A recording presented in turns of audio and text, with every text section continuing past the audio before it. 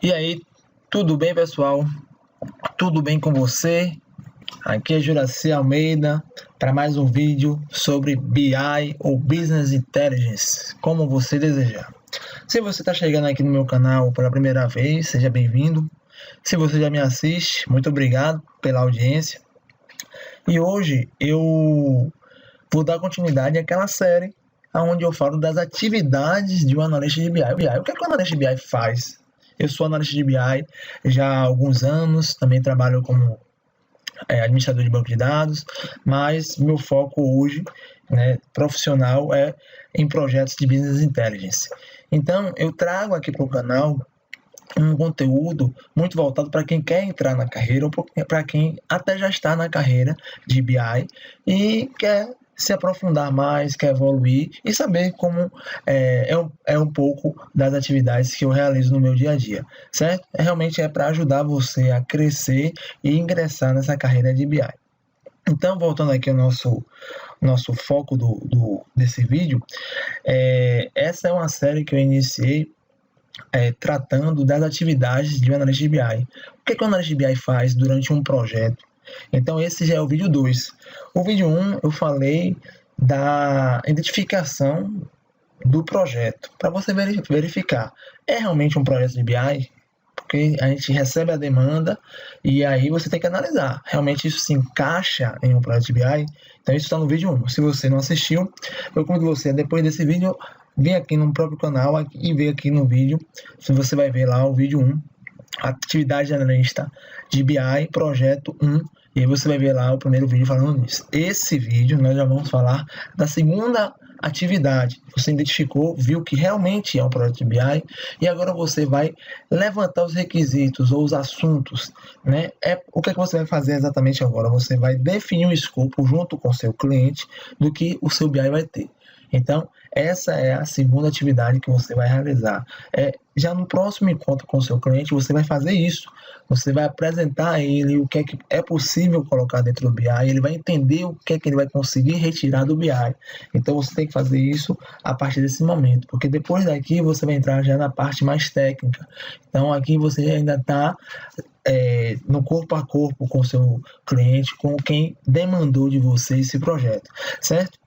Então vamos aqui entender quais são os itens que você tem que considerar nesse levantamento de requisitos. É um pouco diferente de um levantamento de requisitos de um sistema, certo? Porque no levantamento de requisitos de sistema você tem muito as necessidades. No BI você vai pensar muito em quais os dados, quais as informações o gestor ele quer retirar ou extrair do BI para tomar uma decisão. Então você muda um pouco o foco, certo? Mas vamos lá. Então você está vendo aqui o mapa mental. Então o nosso foco é fazer a definição do escopo do BI nessa atividade. E aí eu coloquei alguns itens aqui que eu acho interessante você considerar nessa atividade. O primeiro dele, e na verdade o primeiro e o segundo, eles se completam, é você acordar com os gestores, com os envolvidos desse projeto, quais são os dados que eles desejam ter no BI, certo? É uma empresa que é uma rede de supermercados, de varejo, por exemplo, então eles vão identificar, nós gostaríamos de fazer o acompanhamento de desempenho de vendas e de relacionamento com fornecedores, entender os clientes, o que é que os clientes estão mais comprando nas nossas filiais. Pronto, então você já está identificando alguns assuntos, já são alguns requisitos que o gestor está colocando. É importante também você pedir que os envolvidos identifiquem análises gerenciais que a própria diretoria ela já solicita normalmente. A diretoria ela já vem trabalhando, solicitando alguns dados. Então, esses dados é importante que você coloque no BI até para ofertar a solução de BI para a diretoria, para que ela própria consiga obter esses dados a partir do BI. Certo? Então, eles podem ter lá alguns dados que são projeções, alguns gráficos, alguns mapas que já são preparados hoje utilizando algumas ferramentas como Excel ou até sistemas, mas que você pode flexibilizar mais com a implantação do BI, certo? Então, voltando aqui aos dados, é importante você explicar o que é que o BI vai oferecer, certo? Em relação a recursos e benefícios, e que o BI ele é uma ferramenta para apoio à tomada de decisão. Então, sendo assim, os gestores eles têm que entender que ali devem existir métricas, devem existir indicadores para esses indicadores serem explorados. Então, o que é que são indicadores? Eu preciso saber da quantidade de médias, de valores, percentuais. São indicadores que o BI vai oferecer e aí ele vai poder navegar sobre esse dado sobre diversas perspectivas, ou seja, quero saber isso por filial, por tipo de produto, por tempo. Então, é você dar essa introdução e ouvir muito o que é que os gestores trazem de lá como um desejo que tenha dentro do BI, certo? Só que você também vai, além de ouvir, você também vai direcionar o que é que você vai poder, o que é que vai poder ser adicionado no BI. Por que isso? Porque às vezes o gestor ele entende, ele vê a possibilidade que o BI traz para para a sua gestão, né, para a gestão da sua organização, e ele começa a pensar em diversas possibilidades. Porém, é importante deixar claro que o BI ele só vai conseguir imprimir informações de dados que já existam em algum lugar dentro da organização. Então, não adianta o gestor dizer que quer informações sobre todos os fornecedores que se relacionam com esse supermercado, por exemplo, com essa rede de mercados, se essa informação não está armazenada em algum lugar para o BI ir lá e extrair, certo? Se isso não tem, aí você pode negociar com esse gestor para ele adicionar isso durante o projeto e aí você já contar com isso no BI ou deixar isso para uma segunda etapa de evolução do BI. Por isso que eu coloquei aqui, os dados existem, porque os gestores eles vão ver as possibilidades do BI e vão começar a enumerar diversas demandas, diversas necessidades, e você vai ter que estar ali negociando e também já identificando se esses dados são possíveis de ser adicionados dentro do BI. Beleza? Esses são os dois primeiros pontos. E aí nós entramos em dois outros pontos que são importantíssimos, fazem parte da estrutura de um BI propriamente dito, que são os indicadores e os descritores, ou os fatos e as dimensões. Se você não sabe o que é fato, não sabe o que é dimensão, aqui no meu canal, eu tenho um vídeo que eu falo sobre cada um desses objetos. De forma geral, um BI ele é formado por uma tabela ou por tabelas fatos, onde você registra o fato de determinado assunto, né, ou indicadores de determinado fato relacionado àquela organização, o assunto da organização, e as dimensões, eles descrevem esse fato. Então, as dimensões estão em volta desse fato.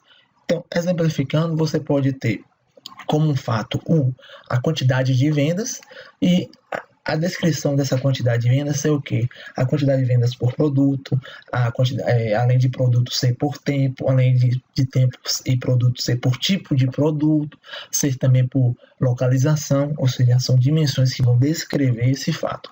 Tudo bem? Beleza.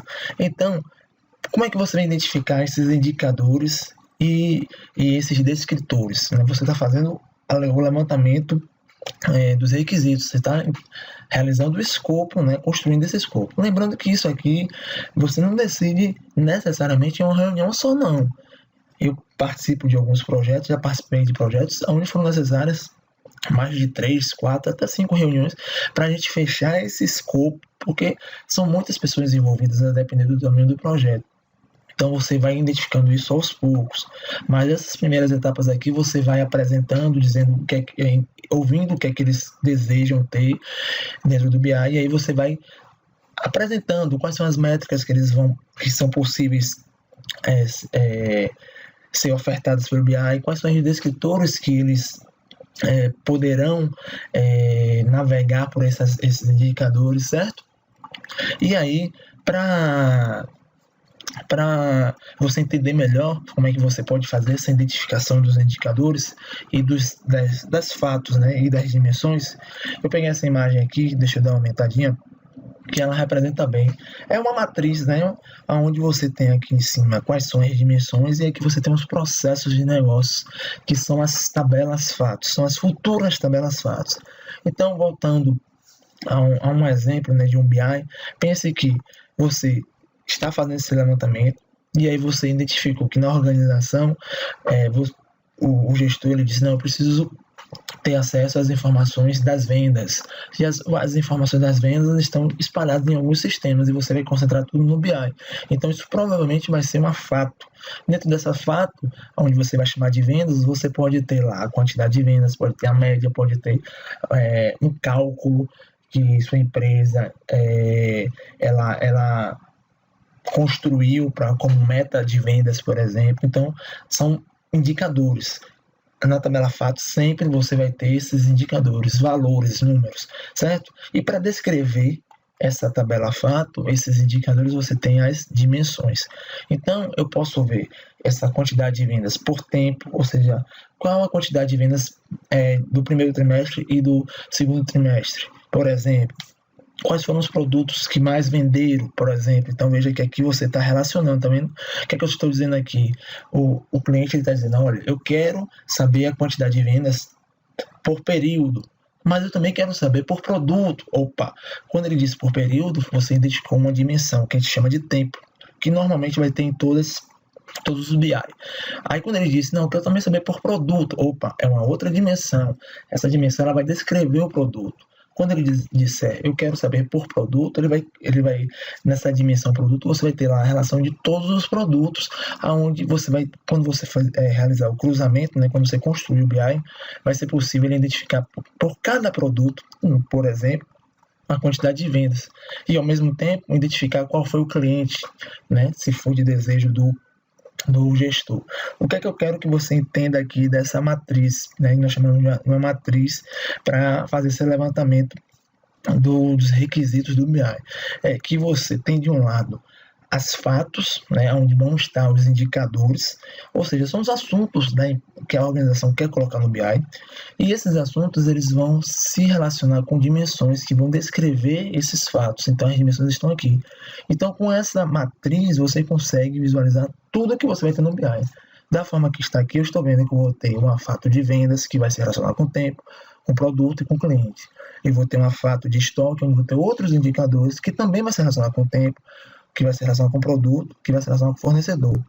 Ou seja, vai ser possível saber a quantidade de estoque, por exemplo, né, que é uma métrica, por período, por produto e por fornecedor, certo? Essa análise será possível no BI.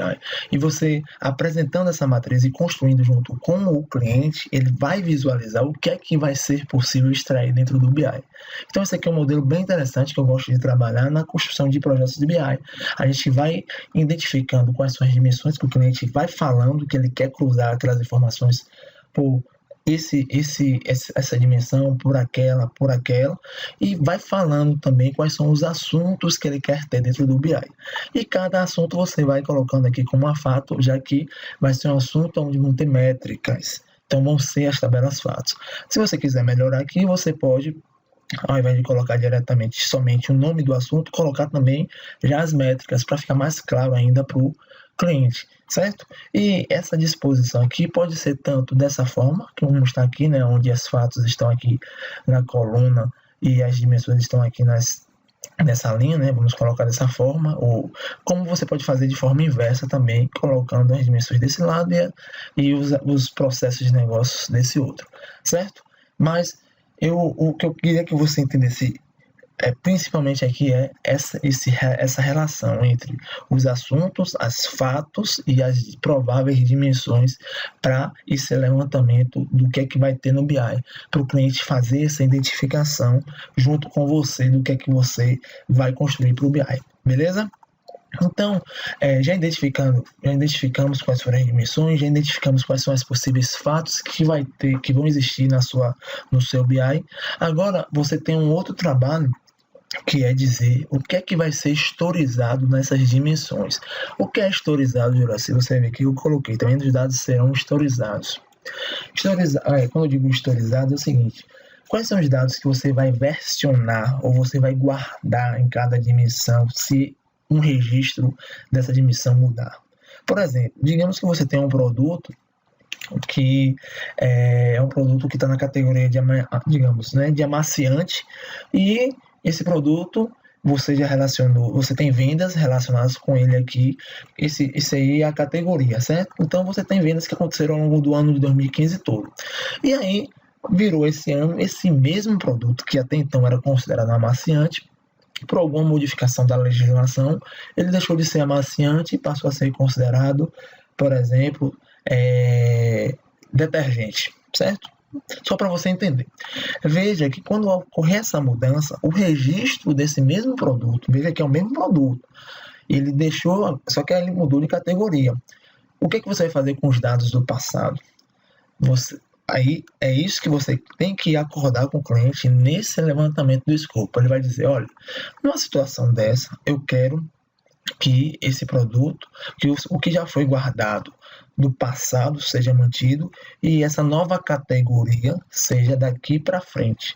E dessa forma, quando eu estiver analisando meus dados, eu vou poder ver tanto minhas vendas quando o produto era amaciante, da mesma forma a partir do momento que ele considerou ser considerado detergente, certo? Ou seja, é você guardar essa história da versão do registro. O que é que o BI vai fazer? O BI ele vai manter o registro anterior e vai inserir um registro novo, só que agora com a nova característica. E com um ID que nós chamamos que é um falso ID, né? Uma chave falsa que permite você fazer esse relacionamento correto com a tabela fato. Então você tem que acordar com o seu cliente quais são as dimensões que vão ter os dados historizados. Porque, por exemplo, a dimensão do tempo, o tempo nunca vai mudar, você não vai ter um dia 2 hoje e amanhã dia 2 deixar de ser dia 2 ou mudar alguma característica. Então, você não precisa historizar a tabela, a dimensão tempo. Mas a dimensão produto pode ser que você necessite. A dimensão fornecedor provável pode ser que o fornecedor hoje ele esteja localizado em tal estado, amanhã mude de estado e isso interfira nas suas análises. Então, o cliente ele diz: nessa dimensão que eu quero cruzar dados, eu não quero que aconteça essa historização. Por que isso é importante? Porque isso vai interferir na construção do BI. Quando você estiver construindo o seu ETL, né, a sua carga dos dados para o BI, você vai precisar configurar isso e isso vai contar com um esforço, certo? Então, quanto mais dados que precisam ser historizados, maior o esforço para você construir essa carga. Tudo bem? Então, isso é muito importante. E, além disso, o cliente, ele também, quando ele estiver consumindo os dados, isso também vai interferir na análise dele. Se ele não informar que precisa historizar uma determinada informação e lá na frente ele descobrir que ele precisava, pode ser que ele realize uma análise de uma forma não adequada. Tudo bem? Então, beleza. Então, essa é outra informação que você precisa também definir nesse momento. E você pode, ao longo do projeto, fazer algumas mudanças, mas, assim, de uma forma geral, você já precisa identificar os principais objetos e dimensões que serão historizados, ok? Legal. E aí, para finalizar, eu coloquei mais uma outra informação aqui que eu acho bem importante você também pensar nesse momento, que é a granularidade por assunto. Quando eu digo aqui por assunto, é por tabela fato, né? Qual a granularidade das vendas, do estoque, de cada fato desse que o cliente quer ter no BI. Então, eu coloquei aqui, quanto maior o grão, menor o detalhe. Quanto menor o grão, maior o detalhe. Vamos para você entender. Quando nós falamos de granularidade, está muito ligado ao detalhe da informação. Então, veja, quando eu digo que minha tabela de vendas ela vai ter um maior grão, ou seja, não vou ter tanto detalhes.